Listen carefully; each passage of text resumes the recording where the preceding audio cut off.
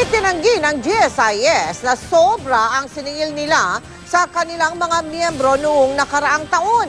Taliwas siya sa ulat ng Commission on Audit na nag-uutos pa na ibalik daw ng GSIS ang mahigit 1.3 billion pesos na interes mula sa mga miyembro.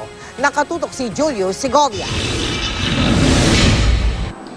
Kung umaasa ang mga GSIS member na nag-loan ng isang taon na makakakuha sila ng refund, hindi raw ito mangyayari, sabi mismo ng GSIS. Wala naman daw kasing nangyaring overcharging.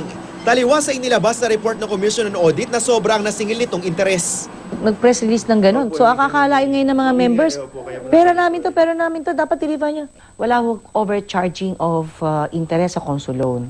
Sa report ng COA, sinabi nito nga abot sa 1.3 billion pesos ang sobrang nasingil ng GSIS sa mga miyembro nitong nangutang noong isang taon.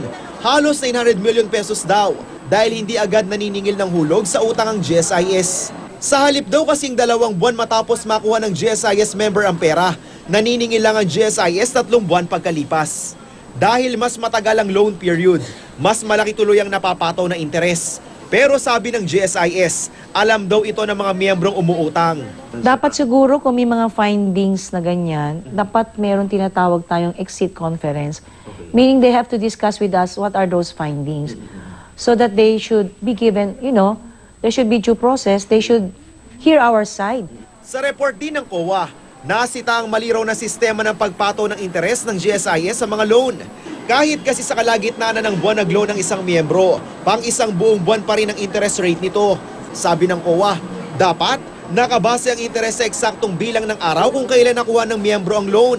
Dahil hindi prorata, umaabot sa higit 440 million pesos daw ang sobrang nasingil ng GSIS noong isang taon. Hindi naman kinagat ng grupong Courage ang paliwanag ng GSIS. Mga manggagawa raw ng gobyerno ang laging talo, habang may mga opisyal daw ang GSIS na malalaki ang sweldo. Bottom line po, ang laging talo yung kasapi. Bottom line po, ang laging nahihirapan ang kasapi. Samantala, ang mga opisyal ng GSIS, sila po ay nagpapasasa. Bonuses, etc. etc. Bukas naman daw ang GSIS sa pag-amyenda sa sistema nito.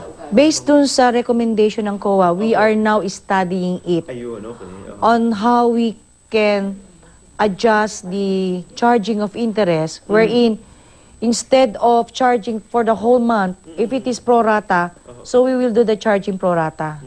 Julio Segovia, nakatutok 24 oras.